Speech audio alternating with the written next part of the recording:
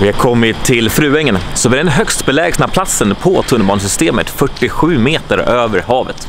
Och idag ska vi åka med röd linje till Danderyd.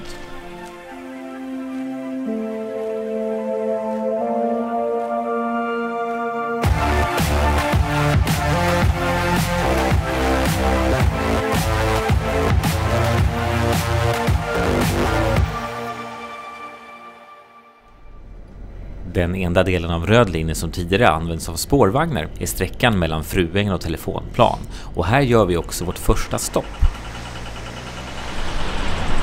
Telefonplan, det är en sån här slutstation som ibland brukar hända med tunnelbanan. Att den stannar i Telefonplan. Och då kommer tåget på det här lilla stickspåret mellan de här spåren. Men det finns även andra saker med just Telefonplan som är lite speciellt. Jag ska visa lite längre bort. Telefonplan har fått sitt namn efter LM Ericssons fabriker som en gång i tiden låg här.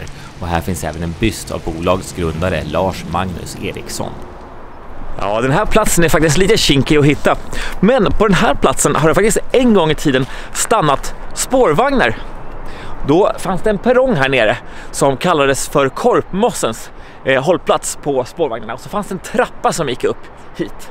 Så det här skulle alltså kunna ha varit en tunnelbanestation mellan Telefonplan och Hägerstensåsen. Men så blev det. Nybodadepån här vid Liljeholmen, det är den största på röd linje. Och den ser vi också här när vi tittar ut, så är det den tunneln som går upp i mitten. Men vi ska åka med något så underligt som en hiss som går på hjul.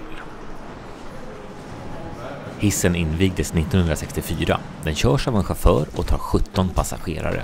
Passa på att kika på bergväggarna som någon dekorerat med gosedjur. Resan genom den 230 meter långa bergtunneln tar 2 minuter och 40 sekunder. En sak som jag missat med stationen i Marietorget, det är ju att det här konstverket som vi ser bakom oss, det är egentligen en grind som stängs på natten när tunnelbanan är stängd. Det finns en likadan på andra sidan. Och bakom den här väggen, lite längre upp i tunneln, där hittade man 2008 det man trodde var en bomb med 70 stycken dynamitgubbar. Men så listade man ut att det här var dynamit som egentligen var kvarlämnad från det man byggde stationen 1964, som alltså legat där osprängda i 44 år. Det här utrymmet som vi ser precis under plattformen, det vill säga det går ut som ett litet T, så finns ett litet krypin där under plattformen. Det här är tänkt som ett ställe att gömma sig på om man befinner sig på spåret när tåget kommer. Och jag ska visa en ytterligare grej, nämligen den här skylten som är svart och gulrandig. Den markerar att på den här platsen så finns det ingen plats att gömma sig. Så det är lite bra att veta. Avståndet mellan Gamla stan och Slussen, det är det kortaste på hela tunnelbanesystemet. Det är bara drygt 400 meter. Men det är inte den snabbaste stationen att åka, eftersom tågen går ganska långsamt över bron. Gamla stan har också en annan intressant fakta, att här bakom mig på röd linje norrgående så börjar faktiskt Sveriges näst längsta järnvägstunnel. Den är bara några 100 meter kortare än Hallandsåsen. Mellan Slussen och Gamla stan finns den enda spårkopplingen mellan grön och röd linje. Och mellan Slussen och T-centralen går röd och grön linje parallellt i samma riktning. Sitter man på röd linje kan man därför tävla mot grön linje för att se vilket tåg som kommer fram fortast. Förutom att Tekniska högskolan är en station som är fylld med massor av referenser till fysik och matematik, så fanns det också ett litet hyss som de höll på med nollningen på KTH. Och det var nämligen att försöka klottra dit ett KGL-punkt framför stationsnamnet, så att det blir Kungliga Tekniska högskolan. Så här får man naturligtvis inte göra. Men argumentet var lite gärna att stationen skulle ha samma namn som högskolan. Men SLs motargument var att det är inte stationen som är kunglig, det är skolan som är kunglig. Med samma resonemang så borde i så fall Kungsträdgården heta Trädgården. Passa också på att titta upp på taket vid Tekniska högskolan. Här döljer sig nämligen Newtons äpple, Ikaros störtande vinge och dodekaeden som symboliserar Platons universum och universums svarta hål. En kanske mindre smickrande kuriosa, det är när man beger sig ner från utgången på Odengatan och går ner hit till Odengatan 27. Det här är faktiskt platsen där Nazitysklands vicekansler Hermann Göring bodde på 20-talet med sin svenska hustru Karin. Det vill säga den tid han inte var inlagd på Långbro sjukhem för sitt morfinberoende. Avståndet mellan Tekniska och universitetet är ett av de längsta, 2,3 kilometer. Och från början fanns det också planer på en station, Albano, som skulle legat här emellan. Det nya campusområdet som byggs här kommer ha behov av tunnelbana, men det bedöms för svårt att spränga ut en station runt det befintliga spåret.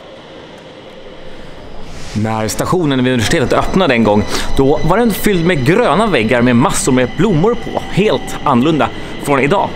Idag har ju de här bokstäverna tillkommit och det är alltså nedtecknade mänskliga rättigheterna. Men det finns en ännu större hemlighet just kring universitetets station. För att på den norra änden av stationen, där i princip ingen brukar stå, så finns de här dörrarna. Och det är en nödutgång idag. De leder upp till en trappa till en andra uppgång som aldrig öppnade. Låt oss titta.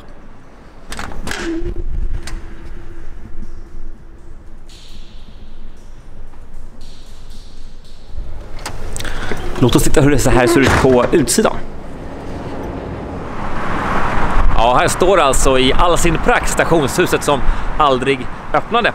Där borta där dörrarna är, där kan man också se att de har murat igen en större öppning. Det är också där man kommer ut om man går ut för nödutgången.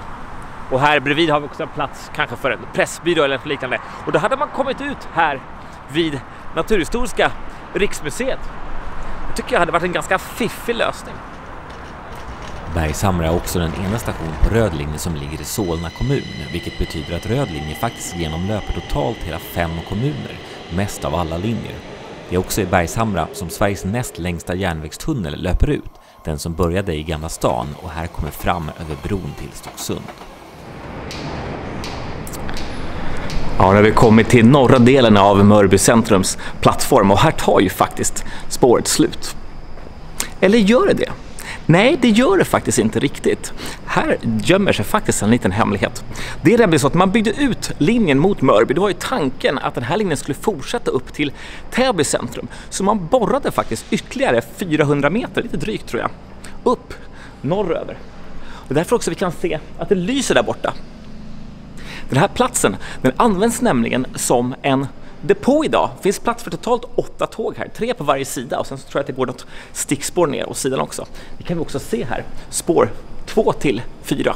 Vi får givetvis inte gå in här, men det här är en lite dold hemlighet.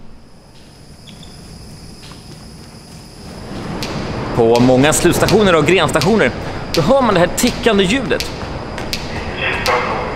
Jag tycker det är extremt irriterande.